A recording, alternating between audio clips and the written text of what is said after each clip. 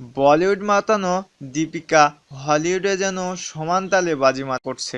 হলিউডে প্রথমবার মতো অভিনয় করছেন তিনি, পৌঁছে গেছেন অন্যরকম উচ্চতায়। তার অভিনীত triple x return of gender case ছবিটি ২,০০০ কোটি আয়ের মাইলফলক ছুঁয়ে গেছে। জানুয়ারি মাসে মুক্তি পাওয়া ছবিটি বিশ্বব্যাপী এই পর্যন্ত আয় করেছে ৩১০ মিলিয়ন বা ২,০৭৫ কোটি টাকা। ফলে চলতি বছরে হাইয়েস্ট গ্রসিং ফিল্ম এর রেকর্ড করেছে ছবিটি। ট্রিপল এক্স ছবিটি সবচেয়ে বেশি ব্যবসায় করেছে চীন থেকে। মুক্তি মাত্রই ২ সপ্তাহে চীন থেকে ছবিটি আয় করেছেন $১৩৭ মিলিয়ন।